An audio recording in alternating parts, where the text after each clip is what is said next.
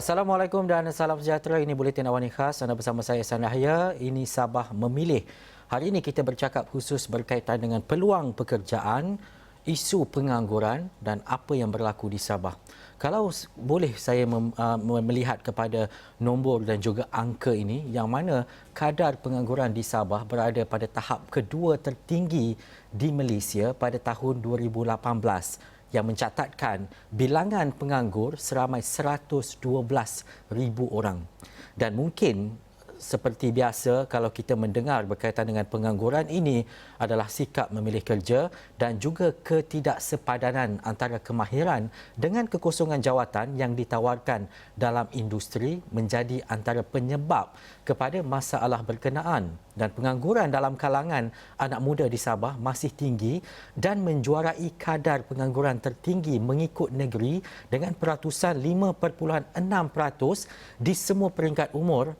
Itu adalah analisis yang dibuat pada tahun 2017 dan menerusi inisiatif pertanian dan juga keusahawanan.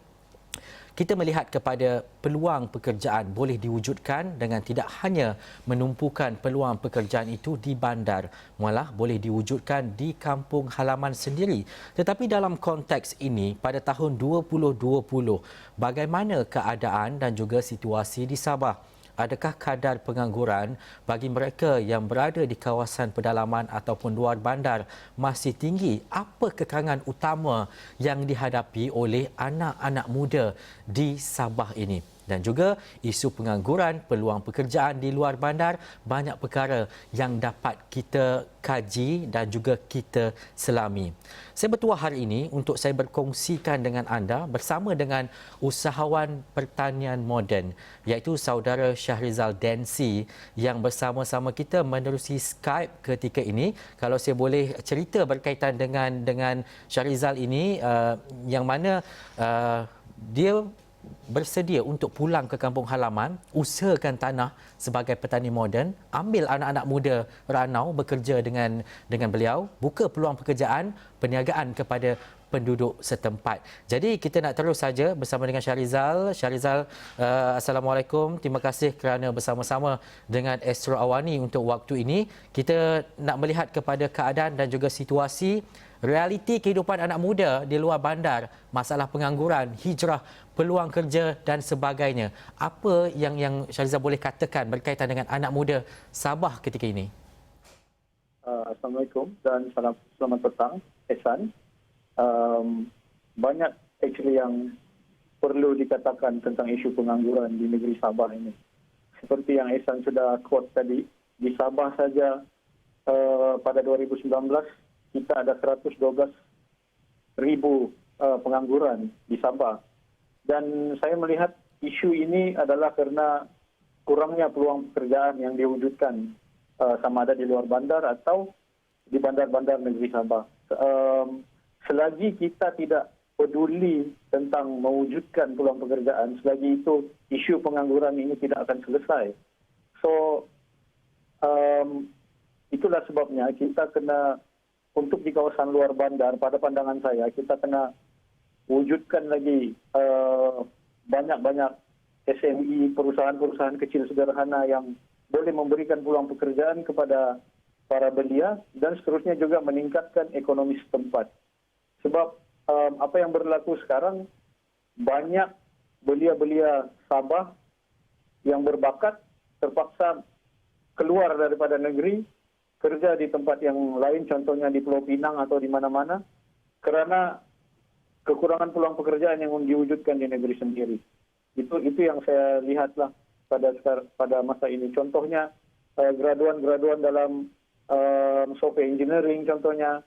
Tapi kalau mereka ingin bekerja di Sabah, industri-industri sebegitu peluangnya amat tipis.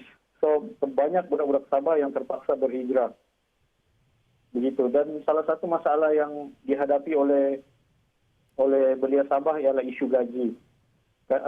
Gaji yang agak rendah diberikan oleh para majikan menyebabkan mereka memilih untuk berhijrah ke tempat lain untuk mendapatkan gaji yang lebih baik. So saya rasa itu antara dua isu yang dua sebab kenapa berlakunya pengangguran dan statistik pengangguran di negeri Sabah tidak pandai menurun sampai sekarang. Syahrizal menyebut tadi dua perkara utama. Yang pertama adalah berkaitan dengan peluang itu sendiri di kawasan-kawasan Sabah terutamanya. Yang kedua adalah berkaitan dengan gaji yang mungkin tidak mencukupi dan juga kos sara hidup yang tinggi juga di Sabah. Tetapi sebelum kita lanjutkan berkaitan dengan perkara itu, mungkin ramai yang nak mengetahui berkaitan dengan apa yang dilakukan oleh Syahrizal yang kembali ke kampung halaman, mengusahakan tanaman dan juga pertanian moden, dan ini salah satu langkah yang diambil bagi memastikan janaan pendapatan itu dapat secara konsisten. Apa bentuk keberanian dan juga perkara yang dibuat oleh Syahrizal ini sehingga dapat mewujudkan pertanian moden di kampung halaman ini? Memang apa yang kami buat sekarang di syarikat DNS Plantation, kami banyak membuat pertanian moden dan juga konvensional dan memberikan peluang kepada graduan-graduan dari politeknik, daripada universiti untuk bersama-sama dalam syarikat kami. Memang isu pokok masalah ini ialah soal gaji. So kami wujudkan peluang itu, dan bukan sahaja kami employ orang-orang belia-belia yang berbakat, tapi kami juga berusaha mendidik masyarakat setempat untuk macam mana apa sebenarnya perniagaan di dalam pertanian ini. Sebab selama ini apa yang berlaku di Kundasang atau di mana-mana luar bandar, para petani cuma bercocok tanam dan menjual hasilnya tanpa mengetahui konsep-konsep perniagaan di dalam bidang pertanian. So bidang pertanian itu kalau diuruskan dengan fahaman konsep perniagaan yang betul, pengiraan data yang betul, maka pertanian itu boleh maju ke depan. So saya ambil contoh, macam sekarang kami train budak-budak belia untuk jadi contract farmer kepada kami untuk mereka boleh membekalkan sayuran yang tidak ada di kebun kami tapi ada di kebun mereka. So kami bagi mereka guide mereka, bagi tunjuk ajar macam mana caranya mereka kira budget, kira keuntungan dan sebagainya. Akhirnya bila mereka supply kepada kami boleh supply kepada luar daripada daerah Kundasang. So bukan saja kami mewujudkan peluang pekerjaan kepada belia, tapi syarikat ini juga mewujudkan usahawan. So itu adalah kita orang punya pasukan kami punya visi adalah untuk mewujudkan ramai lagi usahawan di kawasan luar bandar, supaya bila mereka sudah punya kekuatan ekonomi yang bagus, mereka ada kuasa beli, buying power. So bila buying power mereka kuat, lama-kelamaan ekonomi setempat juga akan meningkat. So itu yang kita punya sasaran. Bukan setakat kita nak employ bakat, budak-budak yang berbakat, tapi kita juga mewujudkan usahawan. Begitu. Syahrizal punya misi jelas. Jika ada 20 orang orang yang seperti Syahrizal, mungkin secara puratanya 200 orang anak muda akan dapat pekerjaan di kawasan dan juga daerah. Tetapi dalam masa yang sama, Syahrizal, bagaimana untuk memastikan bahawa ada keyakinan itu, maksudnya dari segi ilmu, pencapaian dan juga peluang itu dapat diberikan kepada anak-anak muda ini supaya tidak ada yang ketinggalan. Adakah sekarang ini secara infrastrukturnya dan juga peluang yang diberikan terutamanya di Sabah itu mencukupi untuk orang seperti Syahrizal mengembangkan lagi perniagaan dan juga pertanian seperti hari ini? Untuk orang satu usahawan itu untuk capai ke tahap yang boleh mewujudkan lagi usahawan di Sabah, untuk syarikat kami saja ia memakan masa yang lama. Kita start daripada 2011. So andai kata kita dapat suntikan SME yang ada di Kundasang, syarikat-syarikat kecil dapat suntikan dana daripada agensi-agensi kerajaan, mungkin ini akan mempercepatkan proses pertumbuhan ekonomi setempat. So kita kita boleh ikut cara macam apa yang kami lalui, konvensional, tapi ia agak memakan masa yang lama. So, sampai bila baru kita punya masyarakat yang punya ekonomi yang kukuh. So, itu jadi perlunya ada campur tangan daripada agensi-agensi kerajaan yang terbabit dengan usahawan yang sedia ada, buat satu link dan kerjasama dengan belia supaya kita boleh cari titik tengah atau penyelesaian untuk menyelesaikan isu-isu pengangguran.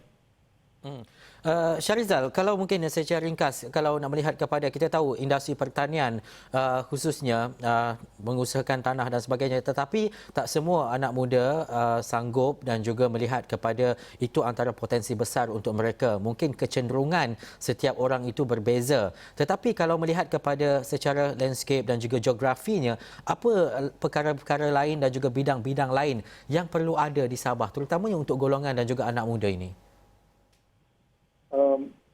Actually, kalau kita mau explore, ada banyak bidang-bidang yang boleh diceburi oleh anak muda selain daripada agriculture. In fact, agriculture itself is very sangat luas.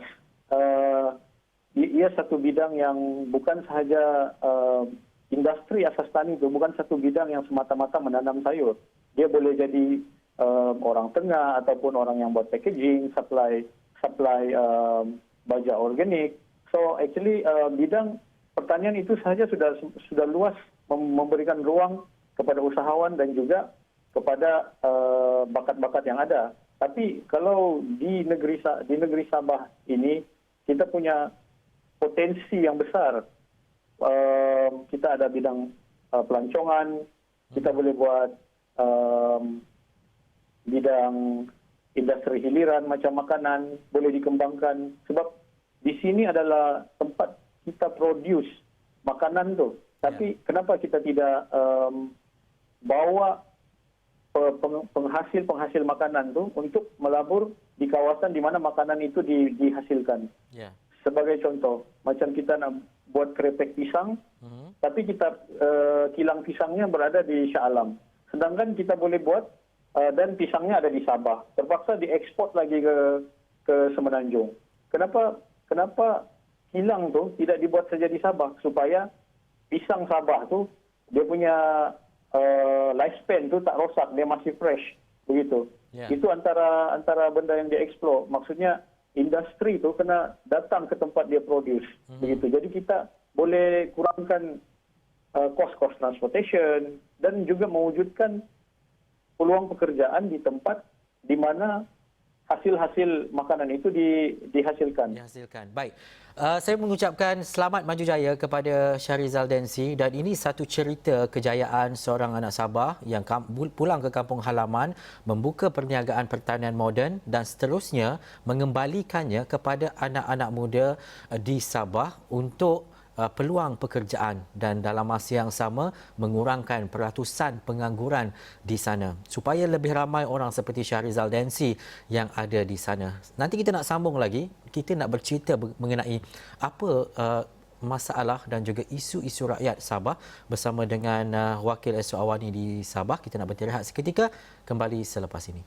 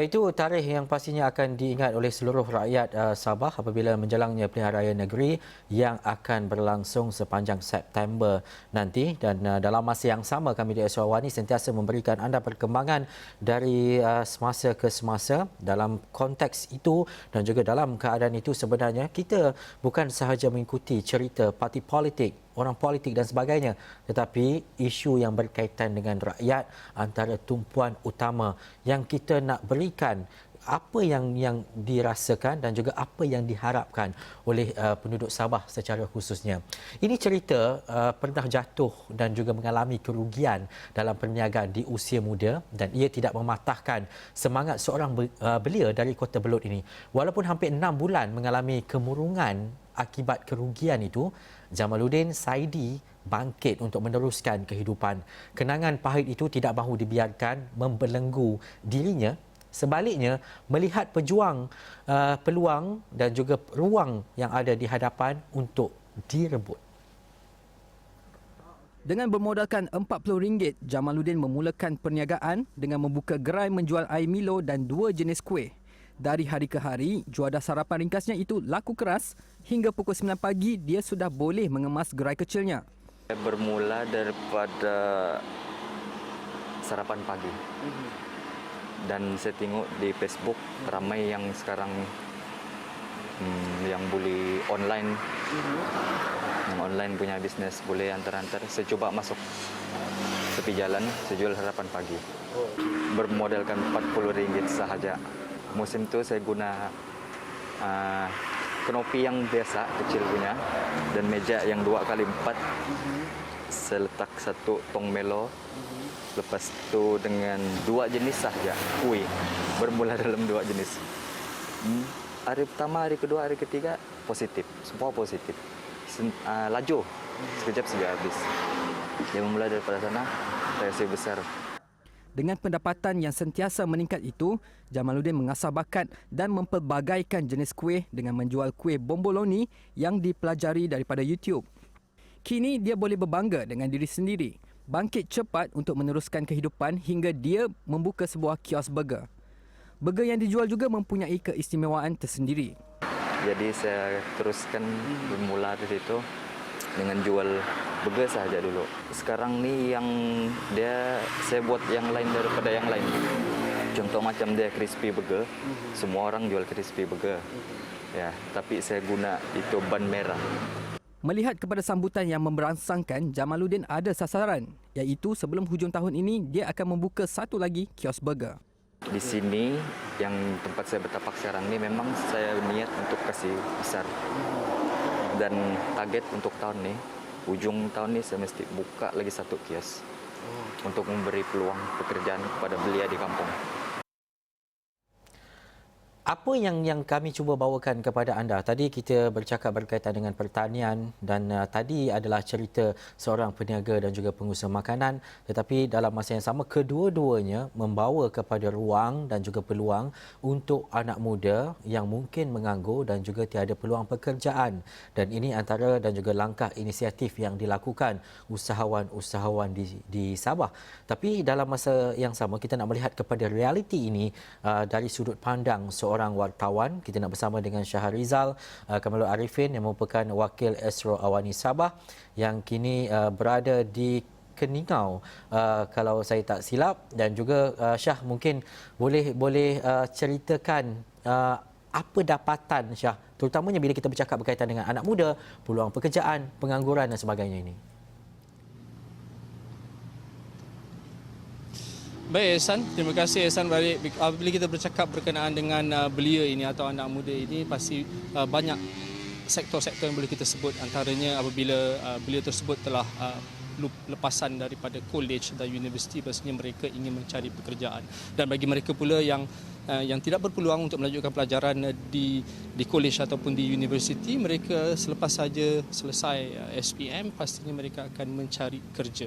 Persoalannya, di manakah tempat untuk mencari kerja? Okey, penyampaian maklumat ini sebenarnya tidak begitu memberangsangkan, kerana kalau apa yang dalam tinjauan yang dapat saya lakukan di sekitar, boleh saya katakan di separuh di negeri Sabah ini, boleh mengatakan bahawa mereka tidak mempunyai akses kepada peluang pekerjaan yang sememangnya wujud di negeri Sabah, dan bagi mereka yang lepasan diploma, lepasan ijazah ini akan dapat terus memohon pekerjaan di mana-mana tempat di sekitar negeri Sabah ini. Dan apa yang mereka tahu adalah selepas saja berhenti sekolah, selepas saja lulus daripada universiti ataupun diploma, mereka akan terus memohon pekerjaan di Semenanjung. Kerana itulah seolah-olah menjadi trend sebenarnya bagi rakyat negeri Sabah atau belia negeri Sabah ini untuk mencari rezeki. Mereka akan terus ke Semenanjung, mereka akan keluar ke Semenanjung, ataupun mereka akan pergi ke Labuan, ataupun mereka akan pergi ke Sarawak, tapi bukan di negeri Sabah.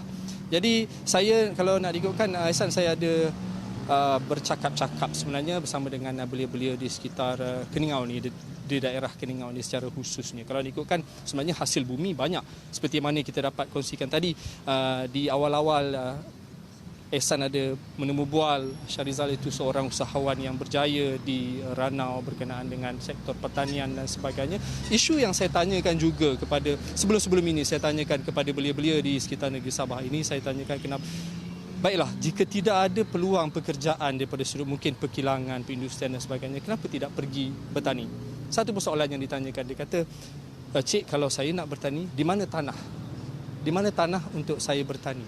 Kalau ikutkan isu tanah, pemilikan tanah ini sebenarnya sangat meruncing di negeri Sabah ini, kerana ada pencerobohan tanah dilakukan oleh penduduk-penduduk kampung, kerana mereka sendiri tidak tahu adakah tanah tersebut tanah rizab negeri ataupun tanah tersebut adalah tanah rizab untuk hutan simpan dan sebagainya. Kerana hari ini saya sebenarnya dalam tinjauan untuk bertemu dengan penduduk di Tambunan sebenarnya untuk memperincikan tentang isu tanah adat, kerana saya dikabarkan sebelum ini terdapatnya dikabarkan penduduk kampung seolah-olah menceroboh di kawasan tersebut, tetapi hakikatnya penduduk kampung telah berada di situ sekitar 50 ke 60 tahun, dan sekitar 2016 barulah tanah ini sebenarnya digazetkan sebagai hutan simpan. Jadi mereka agak keliru, dan itu kita akan bawakan. Jadi dalam konteks ini, Ihsan, kalau kita nak melihat jika tanah tersebut telah pun digazetkan setelah duduknya penduduk itu sekitar 50 ataupun 60 tahun, jadi mereka tiada tanah, macam mana mereka nak mengusahakan?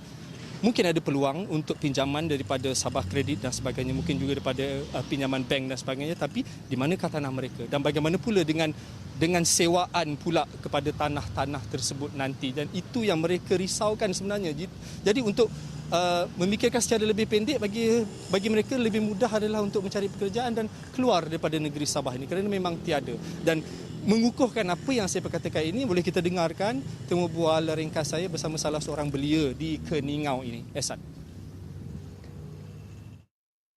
Belia di Sabah ini kurang dari segi pekerjaan, di mana sekarang ni di Sabah banyak juga belia-belia yang sekarang menganggur sebab peluang pekerjaan tu kurang di Sabah.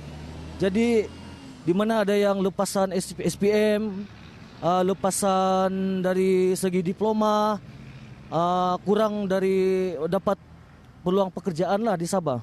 Jadi oleh sebab itu kami mohonlah wakil daripada belia untuk cuba memperbanyakkan peluang pekerjaan di Sabah, seperti kilang-kilang, bukan saja seperti kilang kayu atau sawit, kita juga kena memperbanyakkan kilang seperti elektronik dan kilang-kilang. Kalau di Keningau, kita boleh buat satu kilang kayu manis, sebab Keningau dia terkenal dengan kayu manis. Jadi di situ kalau kita dapat membina kilang kayu manis, di situlah para belia semua akan ada peluang untuk dapat pekerjaan. Ya Syah, untuk kita memahami interpretasi apa yang disebut oleh anak muda seperti tadi, mungkin ada industri yang kurang seperti perkilangan dan sebagainya, banyak tempat-tempat yang tidak ada secara besar industrinya. Kita nak melihat kepada dua konteks utama. Yang pertama adalah berkaitan dengan persaingan, dan juga yang kedua adalah adakah kita melihat kepada bahawa industri yang ada di Sabah masih lagi kurang dan juga tidak mencukupi. Yang mana antara perkara paling kritikal yang dilihat oleh Syah dan juga mungkin penduduk dan juga anak muda di Sabah ketika ini? Baik, San, kalau kita nak berkatakan tentang pembangunan tersebut ataupun daripada sudut ekonominya, kalau masyarakat kebanyakannya, saya tidak mengatakan bahawa keseluruhan negeri Sabah, tapi kebanyakan mereka menganggapkan bahawa industri itu, daripada sudut perindustrian itu sendiri yang tiada. Kerana untuk jalan mudah bagi saya, untuk lebih mudah untuk kita katakan bahawa untuk senang mereka mendapatkan pekerjaan dan ada duit poket dengan gaji yang tetap. Maksudnya mereka perlu mungkin bekerja di kilang-kilang. Dan kalau kita tengokkan minggu lepas, saya sebenarnya berada di kawasan di Kolombong yang tidak jauh daripada Kota Kinabalu. Kolombong ini sebenarnya adalah merupakan kawasan perindustrian yang dibinakan lebih dulu, awal pada di Sabah ini, dan kemudiannya barulah wujudnya KKIP yang sekarang ini yang kita kenal pada hari ini. Dan tapi sebelum itu di Kolombong itu sendiri sebenarnya terdapat banyak kawasan-kawasan perindustrian, tetapi pelabur-pelabur telah beralih keluar secara perlahan dan akhirnya penduduk ataupun warga Sabah belia khususnya terpaksa mencari pekerjaan di luar Sabah ini. Dan apa yang boleh kita lihat dan apa juga yang diperkatakan oleh penduduk di sekitar negeri Sabah yang sempat saya tunggu, mereka mengatakan bahawa mungkin kurangnya tarikan pelabur itu sendiri ke dalam negeri Sabah tidak dilakukan. Mungkin itu menjadi salah satu punca kenapa tiada perindustrian itu begitu pesat seperti negeri-negeri lain yang kita lihat seperti di Semenanjung dan juga di Sarawak. Ehsan. Dan juga Syah, mungkin secara ringkas dalam beberapa hari ataupun kita nak melihat kepada penamaan calon, pengundian awal dan juga tarikh berkempen termasuk hari pengundian, bagaimana sekarang ini mungkin kerancakan parti politik, ahli-ahli politik ketika ini yang dapat Syah lihat dan juga kongsikan? Baik, Ehsan, kalau kita nak bercakap tentang itu pula, sebenarnya memang kalau diikutkan di Keningau ini ada beberapa kawasan telah pun rancak bergerak seperti di bilik-bilik gerakan yang telah dimulakan oleh beberapa parti yang bakal bertanding di Keningau ini. Kerana pada minggu lepas juga kita telah berkongsi berkenaan dengan apa yang dilakukan oleh jentera-jentera parti daripada APCO, daripada PKR sendiri, daripada Warisan sendiri. Mereka semuanya telah bergerak, telah bersedia. Tapi daripada sudut rakyat pula sebenarnya sekarang ini mereka sedikit, kalau ikutkan, tidak bersedia lagi kerana takut berkenaan dengan penularan COVID. Ada juga yang tular di media sosial untuk hari ini, mengatakan ada sesuatu yang berlaku di pantai timur Sabah, dan ini mungkin menyumbang sebenarnya kepada rasa risau pengundi-pengundi di negeri Sabah ini menjelang PRN ni, Ehsan. Terima kasih Syahrizal Kamal Arifin, Wakil Usahawan di Sabah. Banyak lagi perkembangan dan juga cerita daripada rakyat, masyarakat dan juga penduduk Sabah yang akan kita ketahui dan juga kupas. Terima kasih kepada Syah dan terima kasih kepada anda yang menonton. Itu saja waktu yang kita ada untuk Sabah Memilih dalam Buletin Awal Khas waktu ini. Saya Ehsan Hayat. Assalamualaikum. Jumpa lagi.